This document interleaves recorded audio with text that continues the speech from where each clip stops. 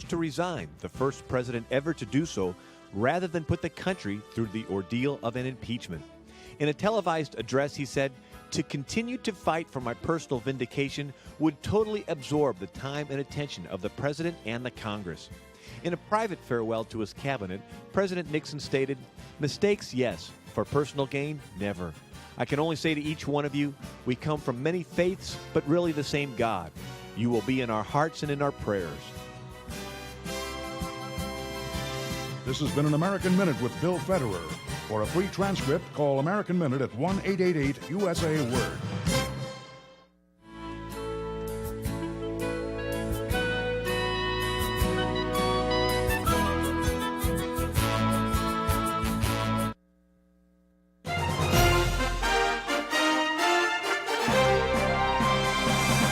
VCY America presents Crosstalk, a nationwide call-in program discussing issues that have an effect on our families, our communities, our churches, our nation, and our world. Crosstalk, an opportunity for you to voice your concerns for biblical principles. And now live by satellite and around the world on the internet at VCYAmerica.org. Here is today's Crosstalk. And we do thank you for joining us, friends. We got a very important topic today. You know, many breathed a sigh of relief just over 2 months ago when the World Health Assembly failed in their attempt to pass a pandemic treaty.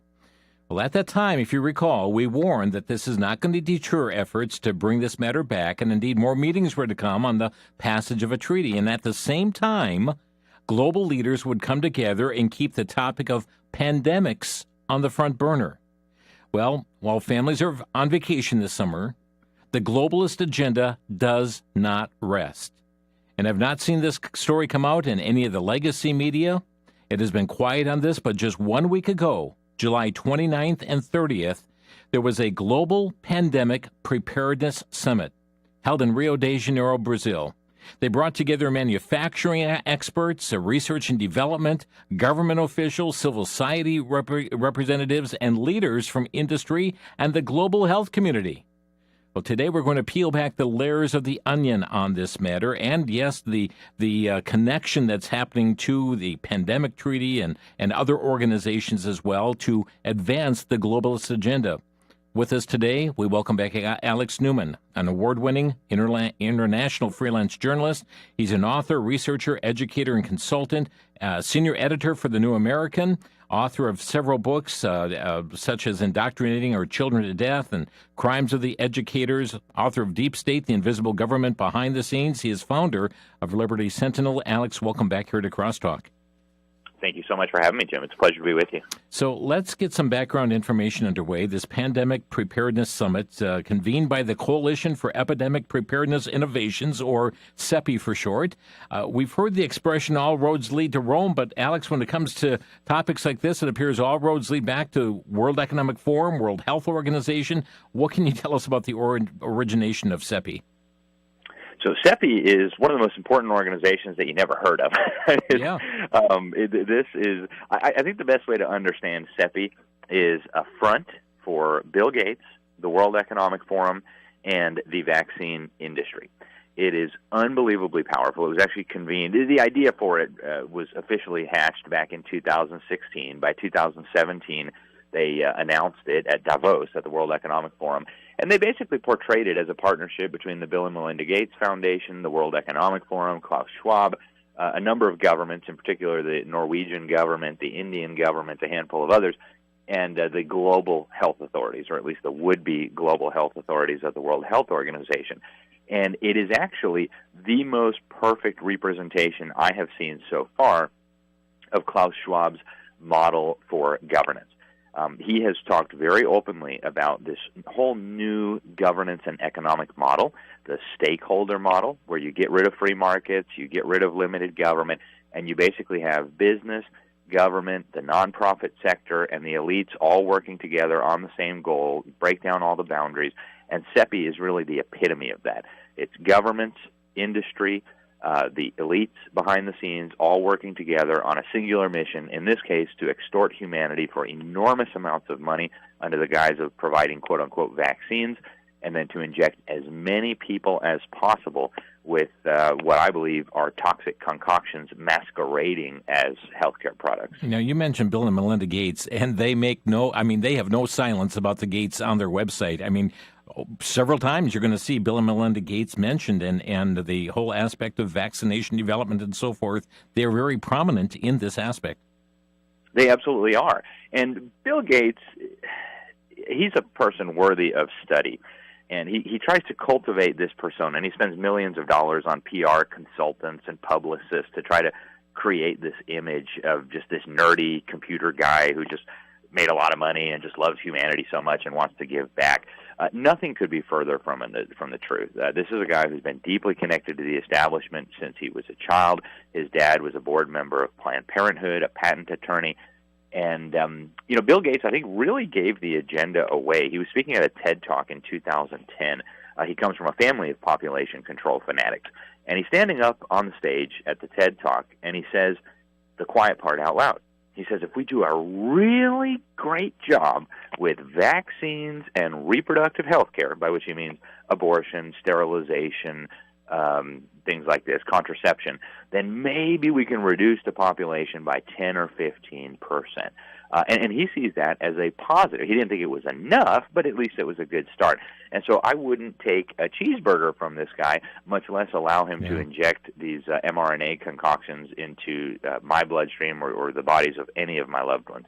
What is the main stated goal or purpose of this organization, the purpose of the summit?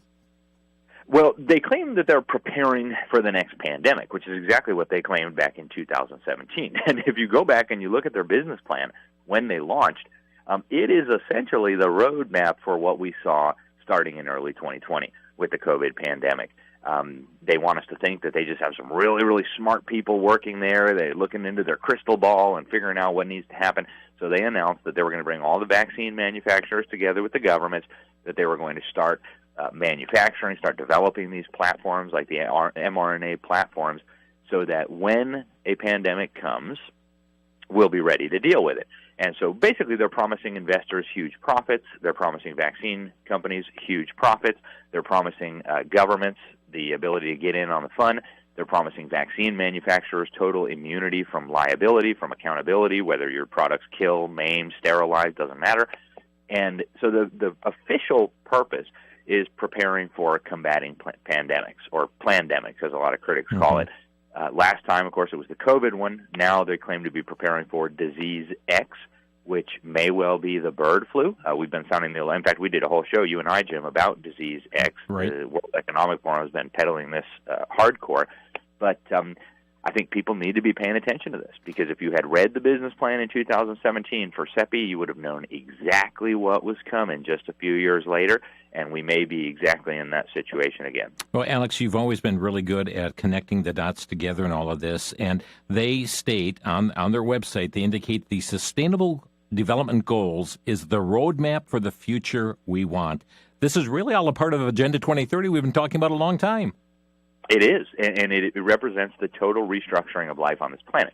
So when Agenda 2030, or the 2030 Agenda, they call it the Sustainable Development Goals, there's 17 of them, were first launched, the leaders of the United Nations were proclaiming from the rooftops. It wasn't being covered in the American media, but it's not that you couldn't find it. They were telling us that this was, in their words, the master plan for humanity. That was their terminology, and I certainly imagine God probably thought that was pretty funny. As we read in Psalm 2, he's laughing at the plans of these people.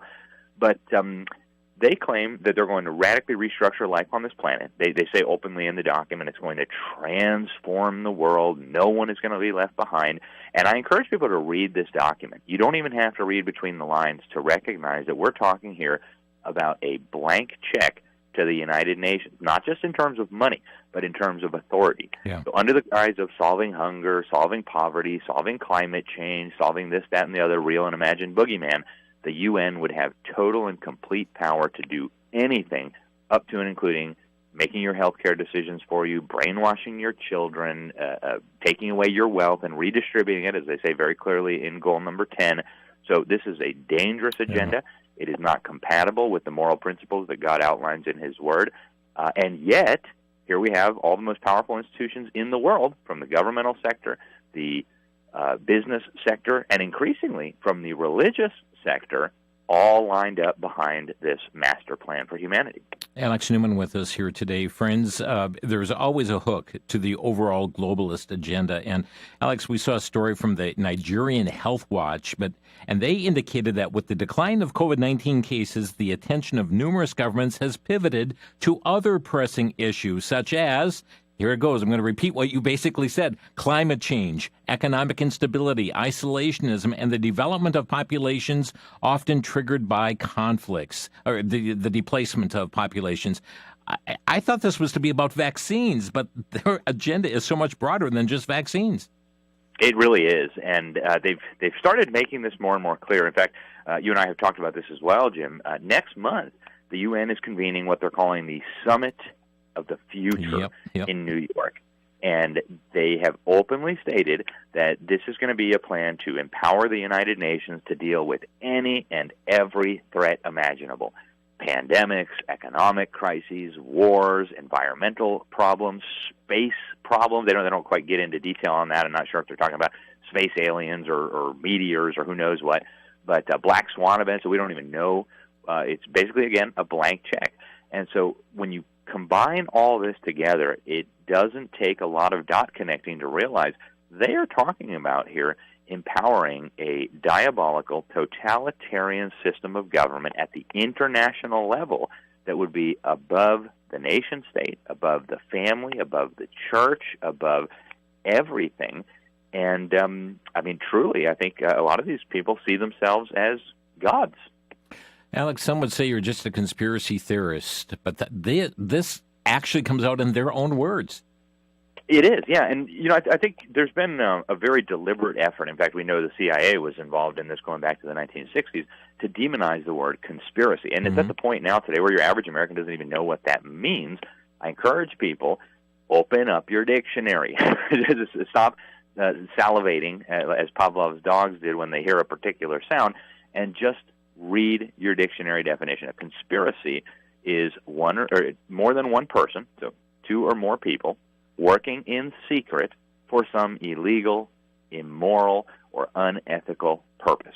And for a long time, you probably could have said a lot of this is conspiracy because they were operating more in the shadows. Today, they've come completely out of the closet. They brag about these things in their own books and in their own documents. Go open up David Rockefeller's autobiography published about 15 years ago. He brags that he is proud. He says he's proud to be conspiring. That's the word he uses, conspiring. This is on page 405 of his autobiography, with a secret cabal of internationalists working to build a one-world order. That's exactly what he says on page 405. And so by definition now, if you're bragging about it in your autobiography, it no longer qualifies as a conspiracy. There's certainly no theory here. I don't need to theorize. I have everything I need in the official documents and in their own public statements. And so I would encourage people, don't fall for the media manipulation. Don't allow yourself to be triggered and emotionally manipulated through this kind of programming. Just go read your dictionary and go consult the sources that we're talking about on this program. And wasn't even George Stephanopoulos who came out recently talking about the deep state, how they're really good people? It's amazing. That's been the argument that they've been making, Jim, because for a long time, it was, there's no deep state. You're just a conspiracy theorist. Now they've started, in recent years, saying, no, but the deep state's a good thing. I've just been circulating a video of a former CIA director, John McLaughlin. He actually is on video at a panel discussion with other former heads of the CIA, and he's asked by the moderator about Donald Trump claiming that there's a deep state out to take him out.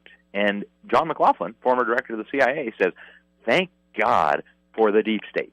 So you had a guy from the Department of Homeland Security publishing an anonymous op-ed in the New York Times saying, there's a deep state. We're working to sabotage Trump. But, hey, we're the good guys, right? Yeah. We're doing this for the good of America. So it's not a theory, and it's not even, unfortunately, a conspiracy anymore.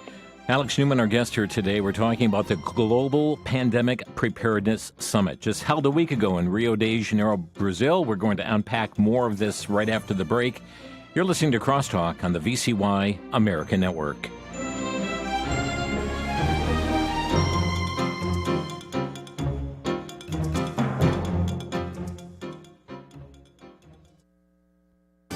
Back to Genesis with Dr. John Morris, popular creation speaker with the Institute for Creation Research.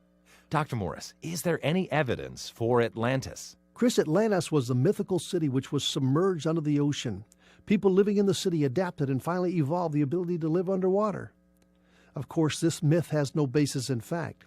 Humans could not live underwater, even if they swam in the water for generations. Nor have archaeological remains of such a mythical city ever been found. But there may be some basis in fact. The Bible says that there was a great civilization which was totally overwhelmed by water. This was, of course, the great flood of Noah's day. I wonder if the legend of Atlantis is really a faded memory of the flood. Even more interesting is that almost every culture around the world has the legend of the flood.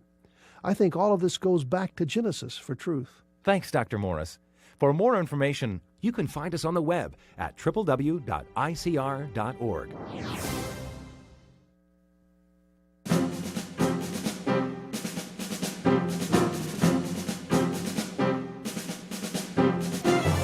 You're listening to Crosstalk on VCY America. Alex Newman with us today. We're talking about the Global Pandemic Preparedness Summit, folks, just held a week ago. Yeah, amidst your summer vacations, the globalists do not rest. A summit that was convened by the Coalition for Epidemic Preparedness Innovation, CEPI for short. And friends, it is certainly funded in part by Bill and Melinda Gates Foundation. We were just talking with Alex Newman here before the break about the deep state, conspiracy theories, and so forth. And now you've got the left that is admitting to a deep state. And matter of fact, I mentioned George Stephanopoulos. Here is the clip in which he acknowledges the deep state. Here's what he had to say as he was talking about his book that came out.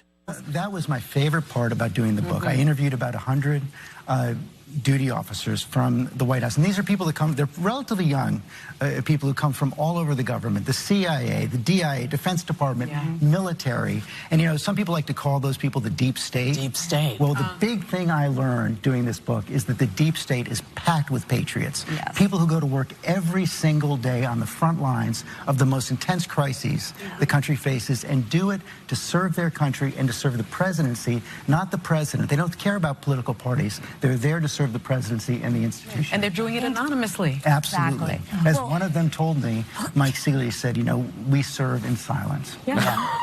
Alex, your response. It's hard to believe that anybody could take that kind of stuff seriously. You know, as the Bible tells us, by their fruit ye shall know them. And anybody who thinks that the deep state is filled with patriots who are silently working away to protect America has a lot of explaining to do about why America finds itself in the shape that it's in. We spend trillions of dollars on this bureaucracy at the federal level. The vast majority of it is unconstitutional. The vast majority of it is harming the American people rather than benefiting the American people.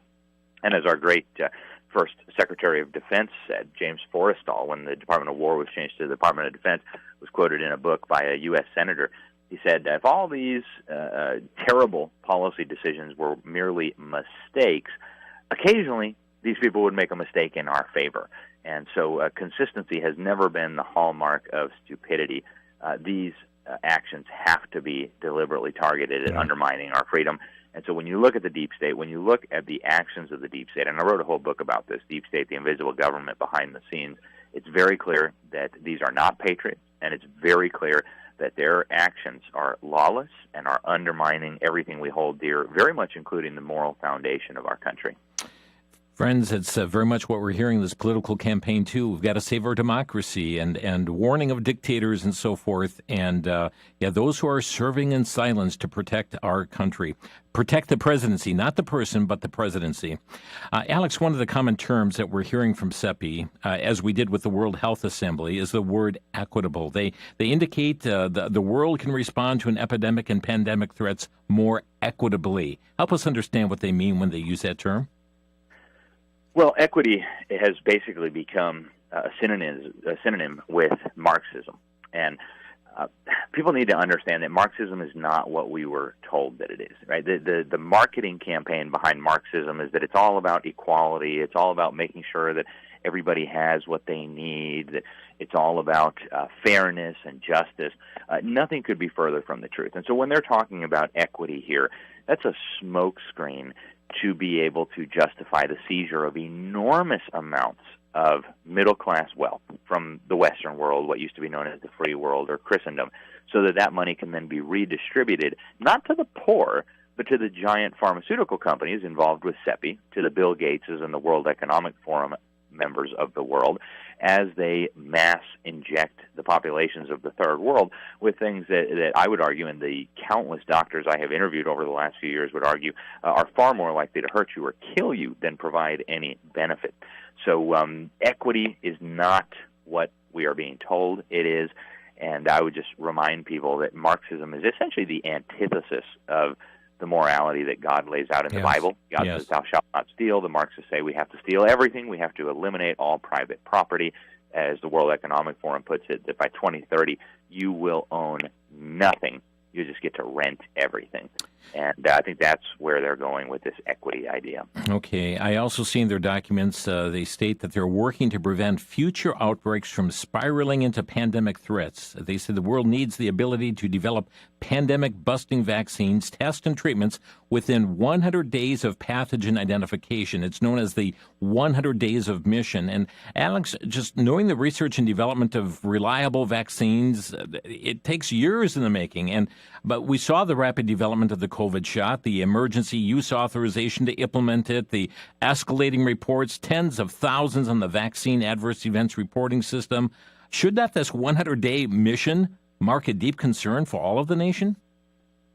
Absolutely. And I think we need to go back and ask some even more fundamental questions about vaccine theory, about what is really going on here. Now, this is a subject that I've been studying in depth since 2009, when the swine flu hysteria was running around and the governments were threatening to deploy the military to forcibly vaccinate people. I started doing a deep dive into vaccines. Actually did a couple of cover stories for the New American on this subject.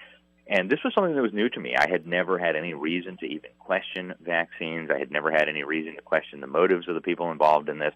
But as I started digging into this, what I found over and over and over again were that the risks and the dangers of these things are being massively downplayed, and the alleged benefits of these things are being massively overhyped.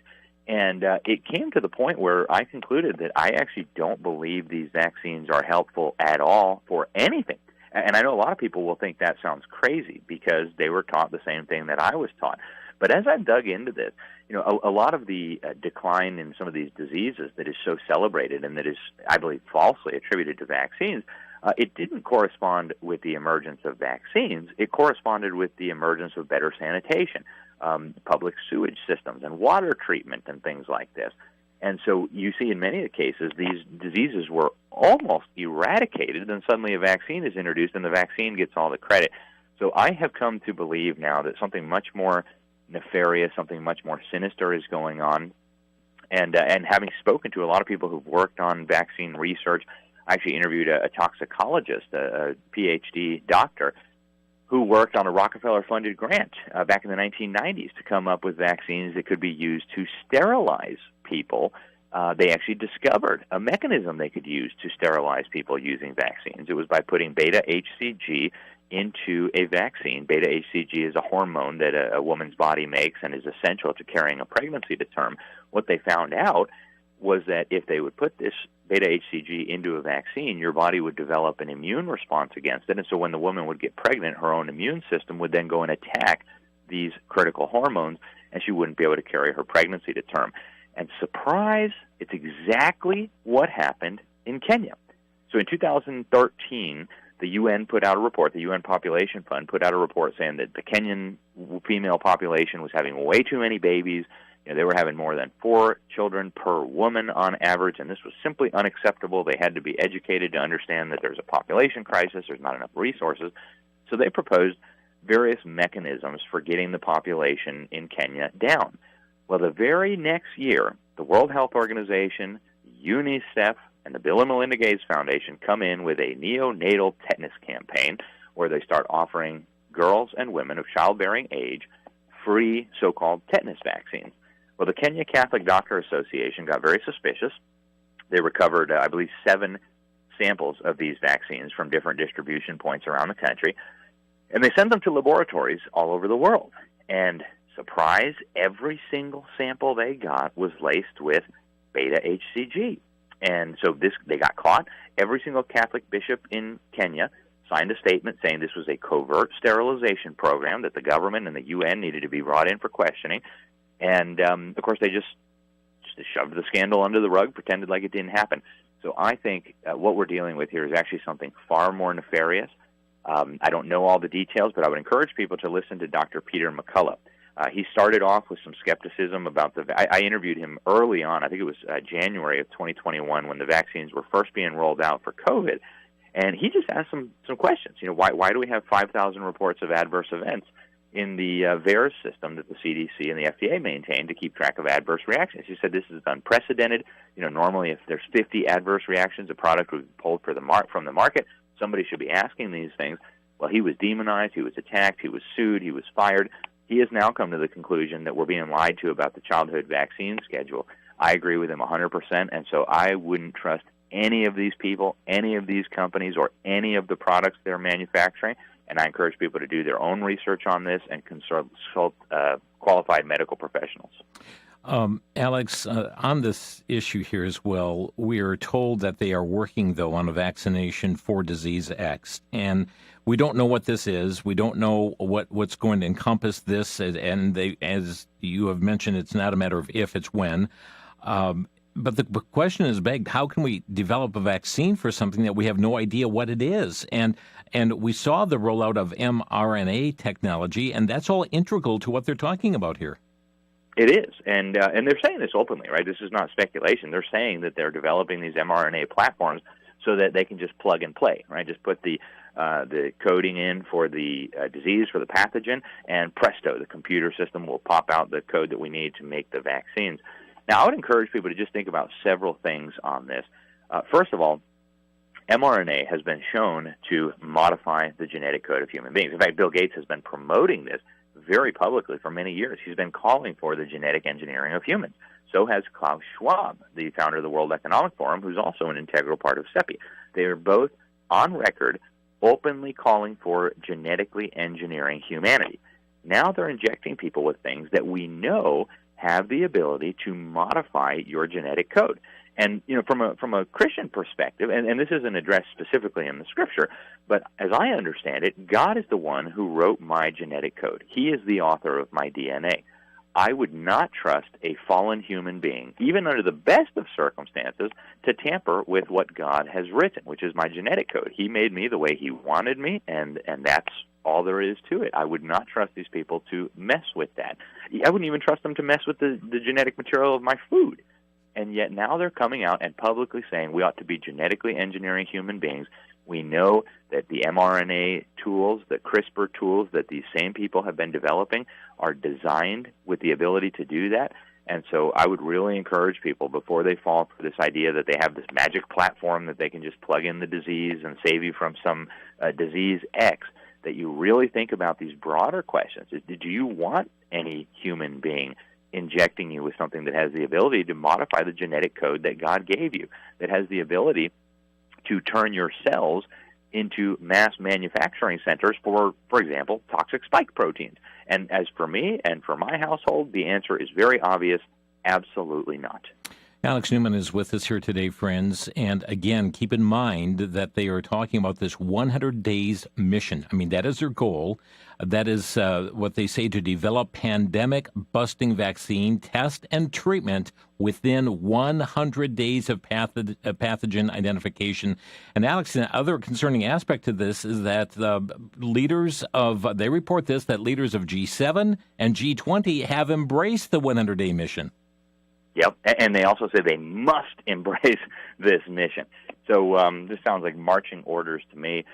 And, you know, the G7 and the G20 are both very important mechanisms in the emerging architecture of global governance. These bring together the governmental leaders of the most powerful governments, the most robust economies in the world.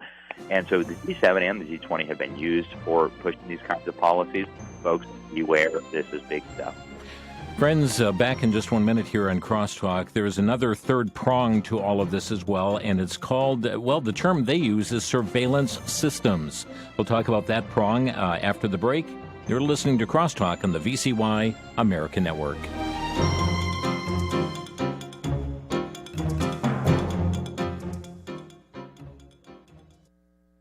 Romans chapter 1, verse 20. For the invisible things of him from the creation of the world are clearly seen, being understood by the things that are made, even his eternal power and Godhead, so that they are without excuse. Yes, creation points to a creator. The book, Without Excuse, is a vibrant, hardcover devotional presenting evidence for creation by providing 365 different examples of how well science supports a biblical model for our origins. Topics range from biology to geology, genetics to botany, anatomy to history. Without Excuse has over 300 color illustrations and is written in a style appropriate to be read to young children, yet profoundly enjoyable for adults. Without Excuse. Available for a donation of $18 to VCY. Call 1-800-729-9829.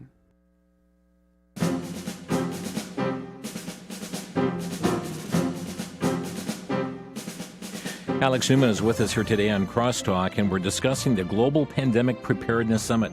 Friends, this is now past tense. It happened a week ago, but their workings continue on day after day after day, and it's all intertwined with the goals and agenda of Agenda 2030, the World Economic Forum, the World Health Organization, United Nations. All of this is intertwined with one another. This latest summit, though, had three main themes: accessing the global progress on the 100 Days mission, ensuring equitable access to vaccines, and number three, Alex, is other medical countermeasures and enhancing global surveillance capabilities. What is meant by surveillance systems and surveillance capabilities? Well, exactly what the name implies. But they want you to think that this is about surveilling diseases. And I would submit to you that that's only tangentially true.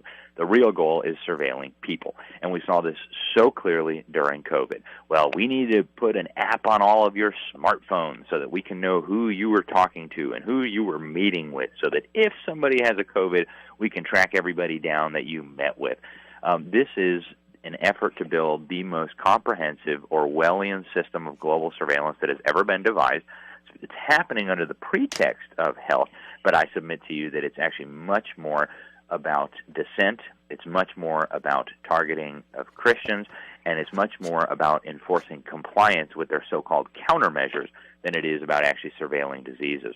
So when you think of these surveillance terms, when you think of these surveillance measures, think vaccine passports, think apps on your smartphone that'll give you a green light if you're allowed to go into the supermarket, because that's what they're ultimately talking about. And Jim, these are not hypothetical threats. These are being rolled out as we speak.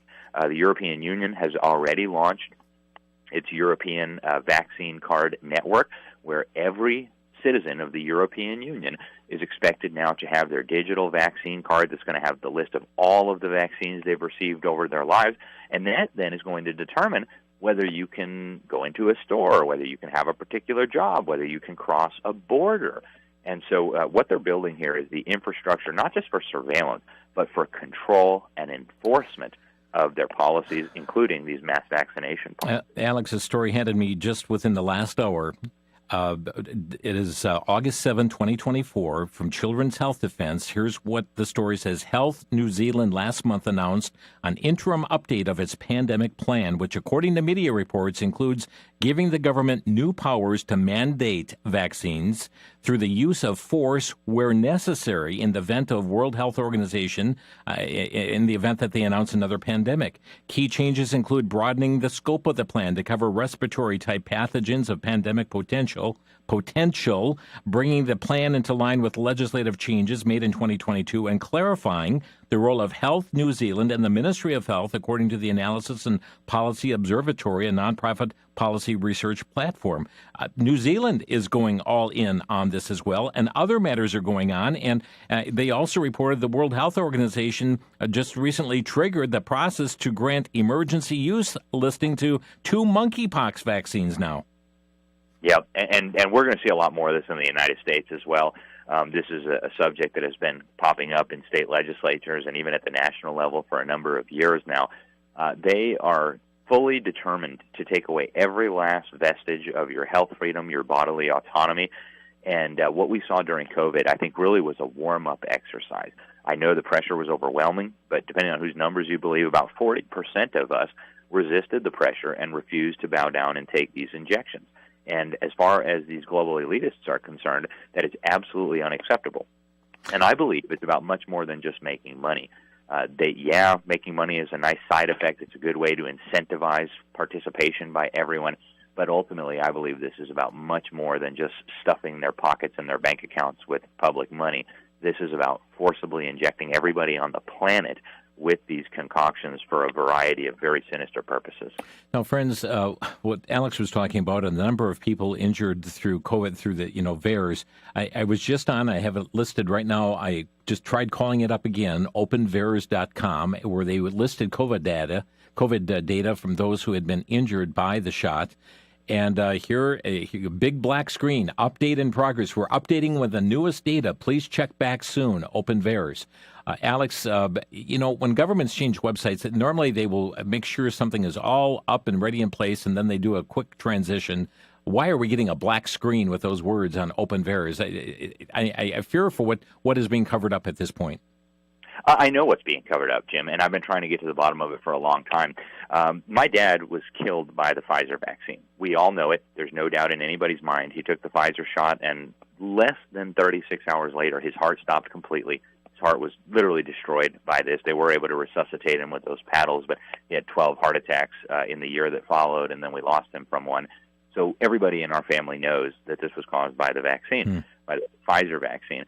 So we looked up the batch number in the VAERS data, and what we found was just this batch, which was distributed primarily in South Florida, was responsible for generating hundreds of reports of death. And by the way, my dad's death was not reported to the VAERS system. We couldn't get the doctors or the hospital to do it, and we couldn't figure out how to do it ourselves. Thousands of reports of severe injuries and severe adverse effects, things like paralysis, things like horrific reactions. And that was just this one batch. Wow. And so I actually filed a whole bunch of FOIA requests with the FDA, with the CDC, with the NIH. I requested all the communications between the senior leadership. What were you people talking about as you saw these thousands of reports of people dying from these injections flooding into VAERS? And it has now been almost 2 years, and they just come back to me every few months with some outrageous request. Well, we can't process your request for this reason. We can't do. Essentially, they're saying, sue us or go away. Mm-hmm. And that's what they're doing to every other researcher who's trying to get this. But we know from the data that we do have that an enormous number of people were harmed, maimed, and killed by these injections. We know that all these manufacturers and the government claim immunity for themselves so that nobody can sue them and get to the bottom of this and get compensation. And so I wouldn't trust these people again for any purpose, much less to inject something into me or a loved one. Our phone number to Crosstalk is 800-733-9829. Taking your calls today, your questions or very brief comments, 800-733-9829. Alex, we were talking about these global surveillance capabilities, and it is without question they are looking for ultimate power. They are looking for control. And LifeSiteNews.com just ran a story about Tim Walz, who is now running mate for Kamala Harris, who ran a snitch line to report church gatherings and other COVID-19 violations. It's indicated they took in an estimated 10,000 reports for people to snitch on one another. I mean, that's part of this global surveillance too, is it not? It absolutely is. And I do believe, I mentioned briefly, that this is targeting Christians. I've been saying this going almost back to September 11th. All of this infrastructure that people are being told is aimed at protecting us from diseases or from jihadists or from, whatever, pick your real or imagined threat. Ultimately, the totalitarians and the powers and principalities behind them that the Apostle Paul talks about in Ephesians chapter 6, ultimately, they're building all of this to turn it against Christians and against the church. And so you had all across this country, governors, mayors, county commissions, sheriffs, declaring that abortions were essential, liquor stores are essential, pot shops are essential, but churches are not essential and need to be shut down. It's a sneak preview of what these totalitarians will do if they're not stopped, probably in the not-too-distant future. Our phone lines are packed here, Alex, and I know we have skimmed the surface on this issue. Is there anything that we certainly have not brought up that would be important for our listeners to know about this Global Pandemic Preparedness Summit? Well, I would say go back and read their business plan from 2017, and you will understand the model. Right? This is an effort to bring together all of the key players. I think Event 201 is really important. In the month leading up to COVID, you had the World Economic Forum, Bill Gates, and Johns Hopkins come together, and they did a war game thing where they imagined a novel respiratory virus that would require, for the first time in human history, total tyranny to combat. And they brought in the news media. How are we going to propagandize the public? They brought in the social media executives. How are we going to silence people who question our narrative? They brought in the government, the companies, the religious leaders, and I think that's what we're seeing again. And I'll add one more little thing there before we go to the phones. There is a summit coming up in Washington, D.C., and I'm trying right now to figure out what's going on. I've reached out to 10 or 15 doctors. I'm starting to get information back little by little. But there's the International Bird Flu Summit coming up in Washington, D.C., October 2nd through 4th, where they are planning for working out the logistics on, among other things, mass casualty events involving the bird flu. So surveillance and data management, mass fatality management planning, local partnership and participation, delivery of vaccine and antiviral medication. So also poultry and livestock. Right? I believe the bird flu, from their perspective, has the added benefit of allowing them to exterminate our chicken supply and our food supply so they can move us into the new food system that they want. So there's a lot here, and I would just encourage people, don't be afraid, trust in the Lord. God's got it under control, but pay attention. I think we've got a couple callers lined up asking on this issue. By the way, Alex's website, you can read his articles, thenewamerican.com, and libertysentinel.org. We've got Doug in Kentucky. Doug, you're on the air. Yeah, hi. Brother Alex just answered the question. Obviously, when I first heard it from Brendan House about it, it was very alarming. But like you just said, Brother Alex, very well said. Great. We need to trust the Lord. That's the bottom line. The devil's going to do what he's going to do, but God's in control, and our victory is in our faith in Christ. So thank you for answering the question. God bless. Thank you, Doug. John in Port Charlotte, Florida, you're on the air. Yeah, hi, Jim. Can you hear me? Yes, go ahead. Yeah, I want to say hello to Alex, and I always attribute VCY and guests like Alex Newman for the information that kind of helped me save myself and my family from that vaccine. But real quick to the question, will Alex be attending that bird flu summit to report on it on October 2nd in D.C.? I've been asked several times if I will be there. Unfortunately, right now I'm actually scheduled to be at a number of events in the Carolinas and then New York. But if there's any way of rescheduling those, I may try to pop in and ask a few people some questions. But I will be digging into that, and I will be putting out information in the weeks to come through a variety of different platforms. So, thank you, John. Yeah, I'm a little skeptical of the timing of the summit coming up with the election myself, but thank you. I appreciate it. Thank you for the call. Carrie in Milwaukee, you're on the air. If I had taken the Pfizer or the Moderna shot, could you tell from just a sample of my saliva that I had taken those shots?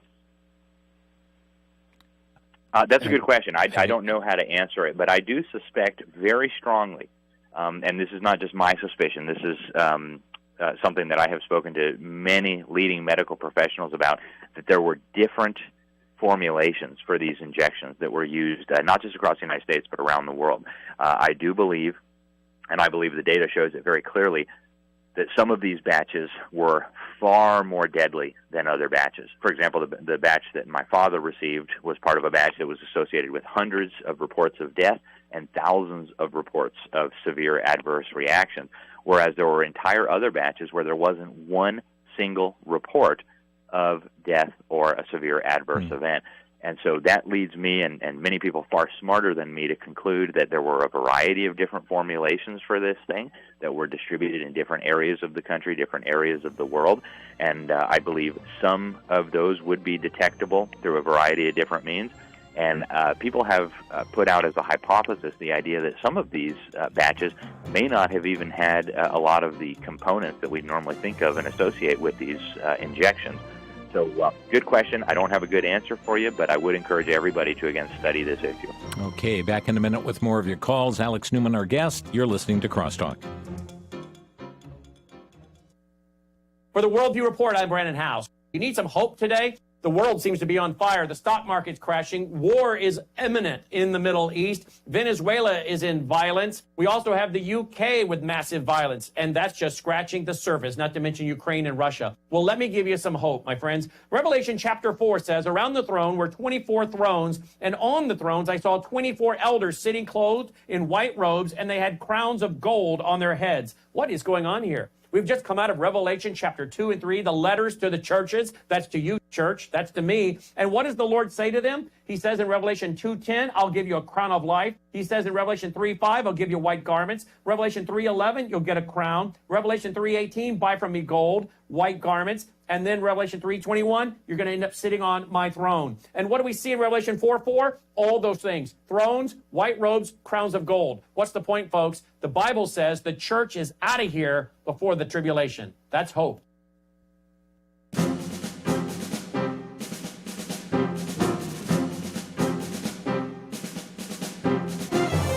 Friends, you're listening to Crosstalk on VCY America, and so much to be monitoring right now. And again, I refer back to May, and just again, a sigh of relief. Pandemic treaty thing, oh, that's not over and done with. No, it's not. There are things that are still going on. There are still efforts that are going to try and make this happen for all nations to be signatories on this and to mandate this upon the nations of the world.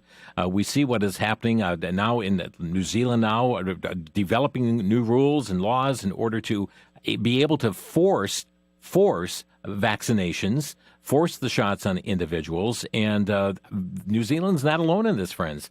But we'll tell you what, we're going to get back to the phone lines. Alex Newman is our guest today. Al is calling from Bridgeport, West Virginia. Al, you're on the air. Hey, Brother Jim, thanks for taking my call. And Brother Alex, thank you for what you're doing here. I had a question about the mRNA. They're trying to change our DNA makeup, I think, as you were saying. And I'm wondering if all of us had that pumped into us, would they not say that we weren't completely human and then take away our inalienable rights that given by our Creator? Where am I reaching on that? But it's a very good question, brother. And there's actually litigation ongoing about that very issue right now. There's an attorney, Todd Callender, who is representing an enormous contingent of men and women from the military who were forced into this. And one of the, I would say, novel legal theories that he is pursuing in court, which, by the way, has not been rejected out of hand by the courts, is that because your genetics and your DNA is manipulated by this, and the U.S. government allows companies to patent DNA that is manipulated, that there would be some concerns here about ownership, right? Who owns, then, this DNA if it is manipulated? And by the way, these things are not hypothetical. I had Dr. McCullough on one of my programs, Dr. Peter McCullough, formerly with Baylor University, one of the early prestigious medical professionals to sound the alarm about this, the most published doctor at that time on COVID in the peer-reviewed literature. And he pointed to a number of studies, including one that was done in Sweden and one that came out of Stanford University, showing that there is, in fact, this manipulation of the genetic code, and even more troubling, that these changes can then be passed on to the offspring of vaccinated individuals. So with that idea in mind, that the U.S. government officially allows companies to patent what they claim are novel strands of DNA, right? And you see this in the bioagricultural sector a lot, where companies like Monsanto, Bayer will come up with, they'll mix the DNA of corn with some bacteria or some jellyfish and come up with a novel organism and then patent it. How does that then apply to humans who may have had some or all of their genetic code altered through some of these mechanisms? And unfortunately, the courts have not yet spoken clearly on this. I'm sure it's something that's going to become an issue in the years ahead if this continues. And I don't think it's out of line at all. I think it's something that people ought to be talking about. Al, thanks for the call. Wish we could talk further, but we've got many people lined up here. Ann in Newark, Ohio, you're on the air. Hey, thank you. So in regards to the vaccine, I've actually been a nurse for 14 years, and I've always questioned it, and I've questioned the doctors, and every time we see a flu patient come in, they've been vaccinated with the flu vaccine. Every time they see a pneumonia patient, they've been vaccinated with the pneumonia vaccine. The COVID patients have been vaccinated with the COVID vaccine. And I've asked the doctors, of course they don't like being questioned, in regards to the fetal tissue use in them, if we give blood products to our patients or we transplant organs, they have to be tested. We have to verify blood products, make sure it's the right type. And with the fetal tissue being used, I've questioned them, like, okay, that is not a part of our body, right? So you're implanting this tissue. And do you have a specific question for Alex here today? I don't. It was just a comment of what I've noticed as a nurse and how there are a lot of us on the front lines trying to combat this, and we see it. And asking questions is so important in doing that, of asking of the doctors and so forth. Alex, there are many that are just, taking carte blanche, whatever is said and done, we'll accept it. Yeah, it's very unfortunate. I do think COVID was a wake-up call to a lot of people. But one of the things, and CEPI is really the perfect illustration of this, of Klaus Schwab's idea of getting all the stakeholders sucked into moving in the same direction. And what we saw during COVID was exactly that. Almost all of the medical professionals, almost all of the people across all these sectors became part of the machine. And if they questioned, if they resisted, they would lose their jobs, they would lose their reputations, they wouldn't be able to feed their families, they'd lose their pensions. And so I think that is really one of the big dangers of CEPI, is that they're bringing together the corporate sector, the government sector, the international sector, the social sector, and putting them all under the same umbrella to where everybody is somehow part of the system, connected to the system, and is unable, therefore, to question or certainly resist that agenda. It's incredibly dangerous. I'm so grateful for the doctors and the nurses who did speak up, who did resist, and I think COVID was such a wake-up call that we'll see a lot more of that the next time they try to do this. But we do need to be in prayer, because this is a massive monster we're facing, and the aborted babies, the victims of abortion that were used in the manufacture of these injections, is one additional horrific issue that everybody ought to be considering. And thank you for the call so much to try and get in here this hour. James in Michigan, you're on the air, Skaney, Michigan. Yes, surveillance. 500 to 700-foot wind turbines are a perfect platform to place electronic surveillance on. They would know everything that was going on, even if you walked out your door for miles. Okay. Thank you for that. We're not really dealing with that, but the surveillance aspect, certainly a network is being put into place. Alex, let me ask you this here in closing. Does these shots that are still coming out from COVID, these are still under emergency use authorization, are they not? Yeah, and the FDA played a funny little trick where they pretended to authorize one officially, but then that wasn't available on the market. So the EUA was actually a critical component of CEPI's business plan, right? They promised these vaccine manufacturers, hey, come under our umbrella. We're going to make sure you can fast-track your products. We're going to make sure there's no liability for when people are killed or maimed with this. So, folks, everybody needs to be looking at this. Everybody needs to be in prayer about this. It is so significant. It is going to change life forever on this planet if people don't speak up, if God doesn't intervene. And so we as Christians need to be in the Word of God. We need to be in prayer, because this is not going away, whether we like it or not. And so we need to have the appropriate biblical response on all these things. Amen. Amen. Alex Newman, our guest today. You can read his articles, thenewamerican.com and libertysentinel.org. Alex, as always, thank you for being with us. Really appreciate it. Thank you, Jim, and God bless you. And friends, thank you so much for joining us here today. Share the information you've learned today with others. God bless you. Thanks for listening. You've been listening to Crosstalk via satellite and the internet from VCY America. Views expressed may or may not be those of this station. For a CD of today's program, send a donation of $6 or more to VCY Tape Ministry, 3434 West Kilbourne Avenue, Milwaukee, Wisconsin, 53208. Or download by RSS or podcast from crosstalkamerica.com. And join us again for Crosstalk.